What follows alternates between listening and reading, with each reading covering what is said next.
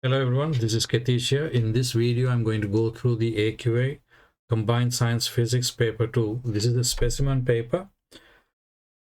Question number 6 is from the topic on magnetism. A teacher used the equipment shown in figure 6 to demonstrate the motor effect. So you have a horseshoe magnet, and inside the horseshoe magnet is a copper rod, and connected to the copper rod is a circuit with a variable resistor and a switch. So variable resistor, let me label that,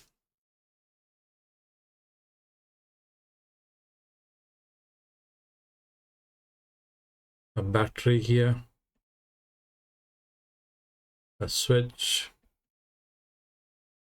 So this is the positive side, so the current is actually going in this direction, coming towards me and then going through the variable resistor. And remember, the direction of the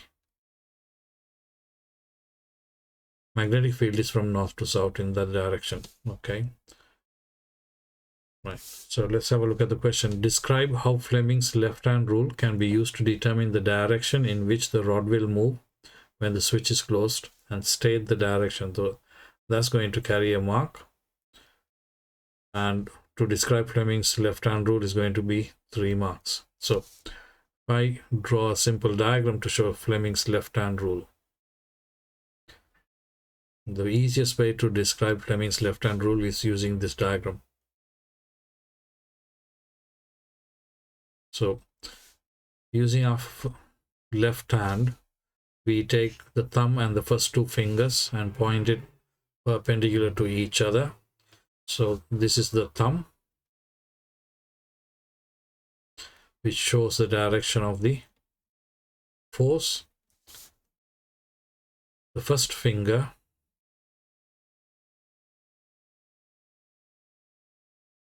is going to show you the magnetic field.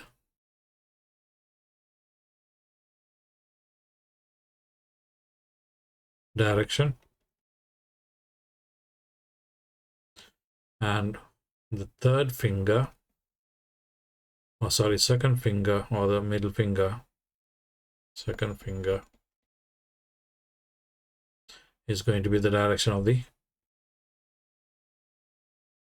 current. Right, so we can describe this. You can actually draw a diagram as well, and you'll still get the 3 marks, and then you just need to state. But let's describe it in words. Here's the answer. The thumb, index finger and third finger are held mutually at right angles. Right, now we can actually just add a little bit of the left hand. Now the rule is called Fleming's left hand rule, so obviously you're not going to use the right hand. Index finger shows the direction of the magnetic field from north to south. Third finger shows the direction of the current from positive to negative terminal. The thumb then shows the direction of the force acting on the copper rod. So the copper rod will move from left to right.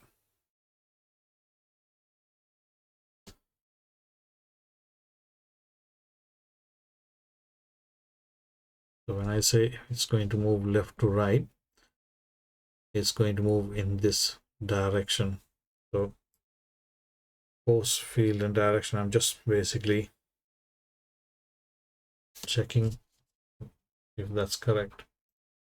There is an error here, so going back, it's not actually, that is actually incorrect. So the force cannot be in the same direction as the direction of the magnetic field. So remember, the current is coming towards me in this direction. So using Fleming's left-hand rule, the magnetic field is pointing in the first finger here. The second finger is in that direction. So the force on the wire is actually upwards. So the marking scheme actually says it's from left to right, which is actually wrong. So that needs to change. We'll move. Oops.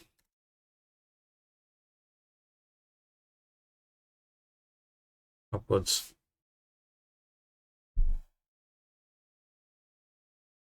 Increasing the current can increase the force acting on the copper rod. Give one other way in which the size of the force acting on the copper rod can be increased. Now, they already say increasing the current increases the force. So the other factor that is going to affect the force is actually the magnetic field. So the best way is actually to use a stronger magnet.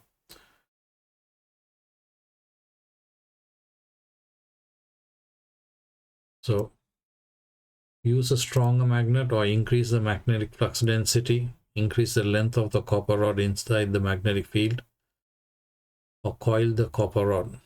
So I think the best answer is basically this one. Use a stronger magnet. The copper rod in figure 6 has a length of 7 centimeters and a mass of 4 times 10 to the power minus 4 kilograms. So 7 centimeters into meters, let's convert that. Divide that by 100 will give you 0.07 meters. Where the current of 1.12 amps, which is I, the resultant, when there is a current of 1.12 amps, the resultant force F on the copper rod is 0 Newton. Okay, calculate the magnetic flux density. There is a mistake here.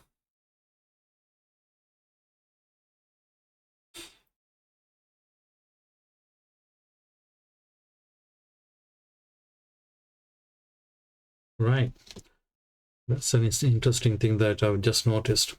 Here, the resultant force on the copper rod is 0. What does that actually mean? If I go back,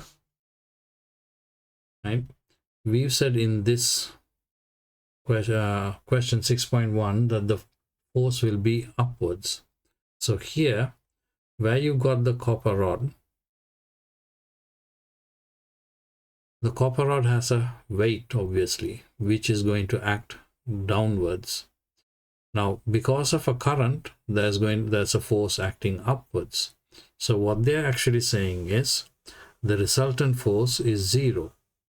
So the force on the copper rod due to the current is equal to the weight. That question actually gives away the answer for this question, because if the resultant force is 0, it has to be opposite to the weight. That's interesting. Okay. So this is the specimen paper, so there's a couple of mistakes, or they usually avoid making some of these errors.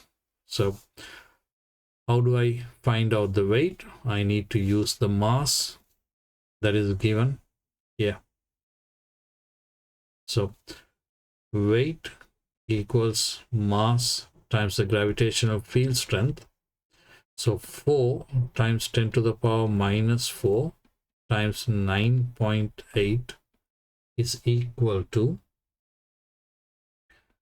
3.92 times 10 to the power minus 3 newtons.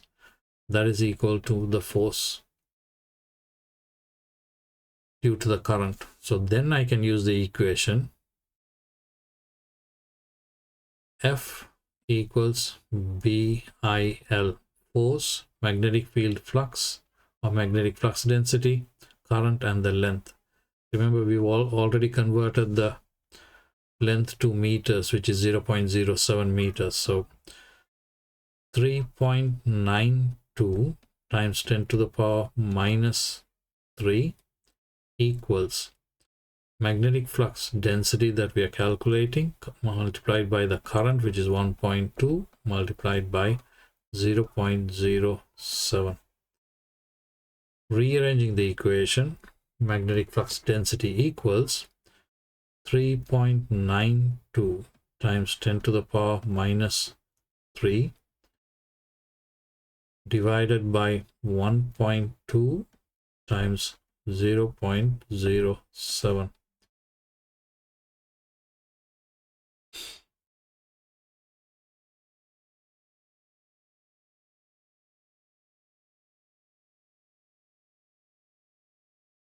I'm just checking.